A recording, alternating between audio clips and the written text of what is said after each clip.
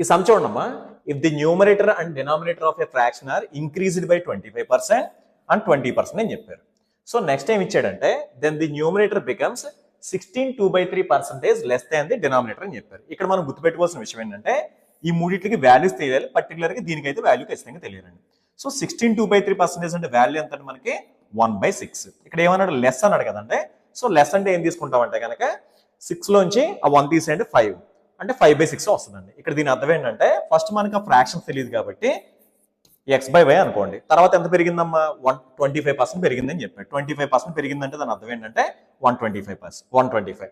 అదే మనకి 25% తగ్గిందంటే 75 తీసుకుంటాం. నెక్స్ట్ ఏంటమ్మా 20% పెరిగిందని చెప్పాడు కాబట్టి 120 తీసుకో ఈజ్ ఈక్వల్ టు, ఇక్కడ ఇందాక చెప్పాను కదండి ఏంటంటే 1/6 తగ్గింది అని చెప్పాడు. 1/6 తగ్గిందంటే దాని అర్థం ఏంటంటే 5/6 కింద కన్సిడర్ చేస్తాం. సో దీంట్లో మనకి ఎన్ని టైమ్స్ అంటే 25 టైమ్స్, దీంట్లో మనకి ఎన్ని టైమ్స్ 20 టైమ్స్. ఇంకా మనం అగైన్ క్యాన్సిల్ చేస్తే మనకి 5/4 వస్తుంది.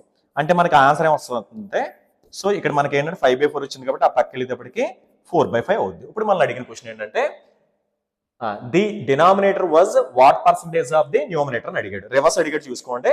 డినామినేటర్ న్యూమరేటర్ లో ఎంత పర్సంటేజ్ అంటే 5/4 ఇంటూ 100 అని తీసుకుంటాం. సో దీంట్లో ఎంత అంటే 25%. 5 ఇంటూ 25% ఈజ్ ఈక్వల్ టు 125%. దీంట్లో కొంచెం ఛాలెంజ్ ఏంటంటే ఇది ఒక వాల్యూ. అలా కాకుండా ఇక్కడ మనకి ఏంటంటే ఇక్కడ మనకి డినామినేటర్ లెస్ దాన్ అని ఇచ్చాడు కదా, ఇదే మోర్ దెన్ అని ఇచ్చాడు అనుకోండి 6 + 1 ఎంత అంటే 7 అంటే 7/6 అని తీసుకోవాలండి ఇక్కడ. అదే విధంగా దీనికి సంబంధించిన ఇంకో సంబంధం చూడండి, ఇది మీరు ట్రై చేసి కింద కామెంట్ చేయండి. ఇక్కడ ఏమన్నాడు 20% పెరిగిందని చెప్పాడు, ఇక్కడ కూడా 25% పెరిగిందని చెప్పి, ఇక్కడ చూడండి 20% లెస్ దాన్ అని చెప్పాడు.